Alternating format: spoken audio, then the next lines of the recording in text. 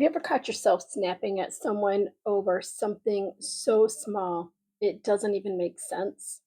And afterwards, you're sitting there thinking, who was that? If then you're not alone and you're not losing your mind. So, our midlife hormones have us feeling like we're on the crazy train, but there may be more to it than just your hormones.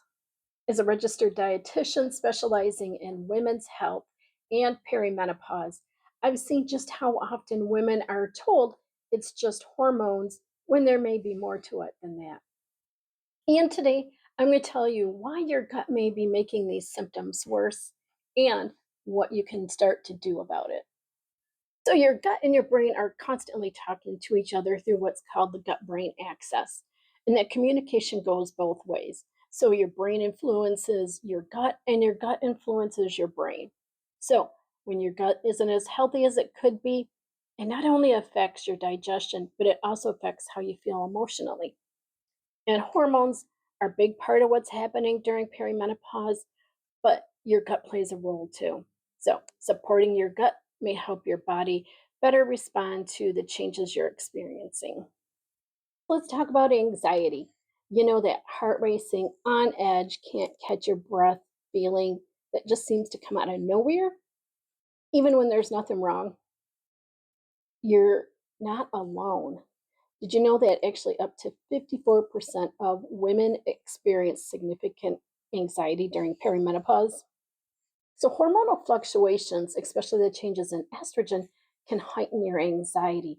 But when your gut isn't as healthy as it could be because of chronic stress, inflammation, changes in our microbiome, and even the ups and downs of the hormones, those messages that go between the gut and the brain just don't flow as smoothly. And that just makes it harder for your body to respond to stress and leaving you a little more anxious. So, what do you do when you start getting some of those anxious feelings? Take a minute to stop, slow down, do some deep breathing, maybe step outside or away from the situation, do some grounding, whatever way can help calm you down. And then, longer term, work on supporting your gut, prioritizing your sleep, managing stress, and creating some simple habits like meditation or journaling that can help your body become more resilient over time. And if you want to know more about anxiety relief techniques, I've got a whole video dedicated to that. So check out that. Then there's the mood swings. You can go from 0 to 100 in seconds, right? So 1 minute you're feeling perfectly fine, and then you're snapping at your husband for leaving his socks on the floor, screaming at the kids, or crying over something that normally wouldn't bother you. And then you're thinking, where did that come from? Of course, like always, hormones are definitely a part of it, but they're not the only things that can influence your mood. So, sleep, stress, blood sugar, inflammation, and the health of your gut all work together. And when several of those things are out of balance at the same time, it doesn't take much for your emotions to feel like they're all over the place. Unlike anxiety, that you can work on calming yourself in the moment, mood swings are more about supporting your body consistently over time. So, thinking about building a steadier foundation. So, you want to start by prioritizing your sleep, managing your stress, nourishing your body with regular balanced meals, moving in ways that just feel good to you. None of these are going to erase the hormonal changes of perimenopause, but they can help your body respond to them differently with a little less of an emotional roller coaster. Then there's low mood. What feels like depression during menopause, but yet it doesn't look the way we expect depression to look like.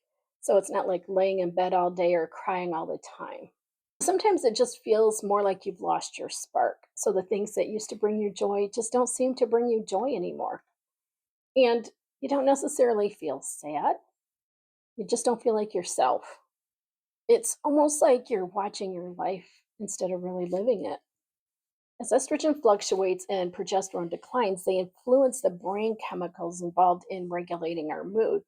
So then we're not sleeping well, we're stressed, major changes are happening in our life, and our gut can be affecting us. So it just becomes a whole mishmash of blah, and we just don't feel like ourselves.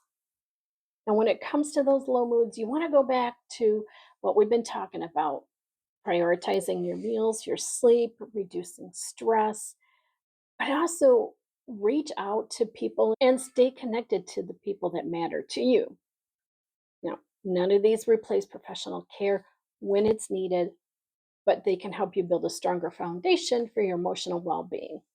And if those feelings don't go away, you've lost interest in the things you normally enjoy, and you're feeling hopeless, please don't assume it's just hormones.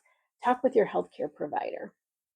And then there's overwhelm, not necessarily an anxiety, but just feeling like everything suddenly feels like too much. So you have the laundry and the dishes stacking up. You need to come up with one more dinner. Work has been stressful. The phone keeps ringing. And one more person needs one more thing from you. And those are the things you used to juggle without even thinking about it.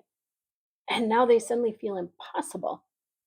It's not that you're necessarily doing anything more, it's just that your capacity has changed. So your body is working hard to adapt to all the changes of perimenopause. That means you have less left in your tank to deal with everyday stresses. So the things you used to be able to handle without much thought now are suddenly becoming very overwhelming. And on top of the hormones, there's the gut. And that could be another reason that you're not able to handle those everyday stresses. Now you may be sitting there thinking, oh, that's me. What do I do now? So let's start with building a foundation. So you want to work on building more balanced meals. So making sure you're eating whole foods, getting a good variety, staying hydrated. Recommend at least half your body weight in ounces of water. Moving your body. And I talk about joyful movement because you want to do something that makes you feel good and not feel like you're working. Prioritize your sleep, setting up a good sleep routine at night, and managing your stress and finding those ways to help bring your body into a relaxed state at night. And then you're just going to keep building from there. So the anxiety, the overwhelm, the mood swings, they're all part of perimenopause. But that doesn't mean you just have to accept them as just part of getting older. While you can't stop your hormonal changes in perimenopause, you can create an environment that's going to help your gut, your brain, and the rest of your body function at their best. So, in the next video, we're going to shift from the emotional side of the gut to the physical side. So, we'll talk about bloating, heartburn, constipation, diarrhea, and why these symptoms all become so much more common during perimenopause. And, of course, what you can do about them.